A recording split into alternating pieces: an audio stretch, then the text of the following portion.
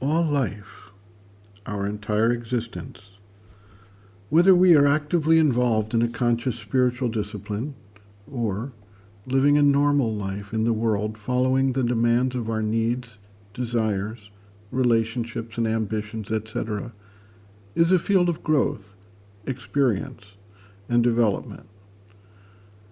We respond to opportunities, pressures, and difficulties, and as we do so, some part of our being gathers that experience and grows through the process. This may be seen as a yoga of nature, which slowly builds up the various capacities and powers of each aspect of the being and creates a maturation process that over time, and possibly over many lifetimes, brings about a higher level of awareness and consciousness in the responses and the actions of the individual. For the spiritual seeker, this same process remains at work, with the added factor of the seeker being able to both observe and facilitate the process to speed up the long time frame and thereby bring about growth of consciousness much more effectively and swiftly than the process of nature. This is the field of experience that Sri Aurobindo refers to.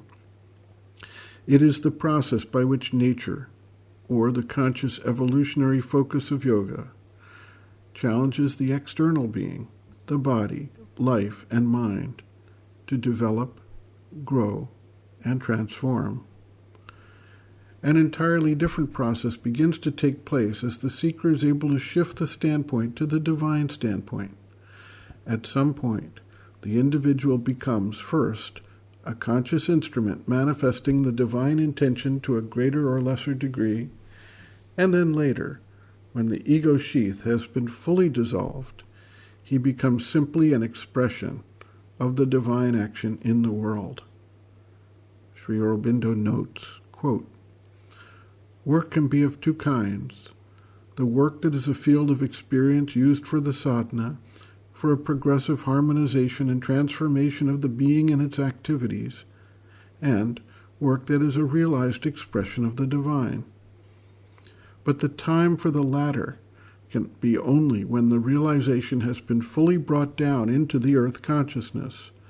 Till then, all work must be a field of endeavor and a school of experience.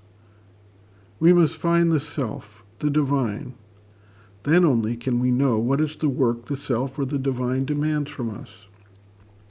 Until then, our life and action can only be a help or means towards finding the divine, and it ought not to have any other purpose. As we grow in the inner consciousness, or as the spiritual truth of the divine grows in us, our life and action must indeed, more and more, flow from that, be one with that. But to decide beforehand, by our limited mental conception, what they must be, is to hamper the growth of the spiritual truth within." End quote. Reference, Sri Aurobindo and the Mother, Looking from Within, Chapter 3, Action and Work, pages 62 to 63.